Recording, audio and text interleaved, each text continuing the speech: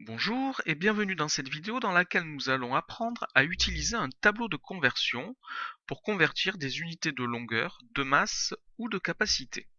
Alors les exemples que nous allons prendre vont utiliser les unités de longueur, c'est-à-dire le mètre, ses sous-multiples et ses multiples.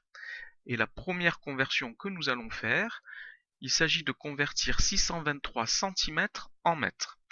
Alors la première chose que je fais quand je fais une conversion, c'est que je regarde quelle est l'unité de départ. Ici c'est le centimètre et je repère tout de suite la colonne du centimètre dans mon tableau. Ensuite, je cherche le chiffre des unités du nombre que je convertis. Donc le nombre 623 a pour chiffre des unités le chiffre 3 et je place le 3 dans la colonne du centimètre. Retenez cette règle, le chiffre des unités est écrit dans la colonne de l'unité. Le 3 est le chiffre des unités et l'unité est le centimètre, donc le 3 va dans la colonne du centimètre. Ensuite, j'écris les deux autres chiffres, ici le 2 et le 6, en écrivant qu'un seul chiffre par colonne. Rappelez-vous de ceci, dans ce tableau, nous écrivons un seul chiffre par colonne. Ensuite, je regarde quelle est l'unité que je cherche. Je veux écrire ces 623 cm en mètres. Donc je regarde dans mon tableau où est la colonne du mètre. Et puisque le chiffre des unités est écrit dans la colonne de l'unité, le chiffre des unités du nombre que je cherche est le 6. Le 2 et le 3 sont donc le chiffre des dixièmes et des centièmes. Je dois donc placer une virgule entre le 6 et le 2. Et la réponse à ma conversion est que 623 cm est égal à 6,23 mètres. Alors nous allons travailler sur un nouvel exemple et nous allons convertir 21,5 hectomètres en mètres. Toujours pareil, je cherche d'abord quelle est l'unité de départ. C'est l'hectomètre. Je repère sur mon tableau la colonne de l'hectomètre et je repère quel est le chiffre des unités de mon nombre. L'unité dans 21,5 c'est le 1. J'écris donc le 1 dans la colonne de l'hectomètre. Le chiffre des unités est écrit dans la colonne de l'unité. J'écris le 2 à gauche du 1 dans la colonne du kilomètre, le 5 à droite dans la colonne du décamètre. J'écris toujours un seul chiffre par colonne.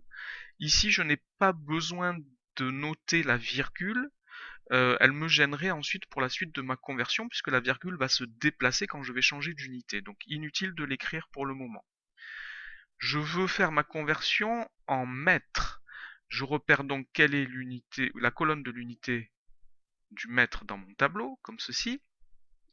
Et puisqu'il n'y a pas de chiffre dans cette colonne, je dois rajouter des zéros jusqu'à l'atteindre. Donc je dois rajouter un 0 dans la colonne du mètre. Le 0 est le chiffre des unités du nombre que je cherche.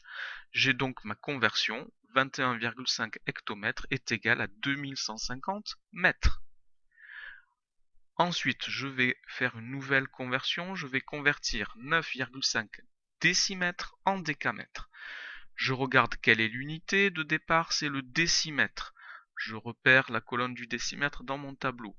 Le chiffre des unités est le 9. J'écris donc le 9 dans mon tableau et j'écris le 5 à droite du 9 en respectant la règle qui dit que je dois écrire un seul chiffre par colonne. Comme tout à l'heure, je ne place pas la virgule pour le moment. L'unité d'arrivée est le décamètre. Je repère la colonne du décamètre dans mon tableau.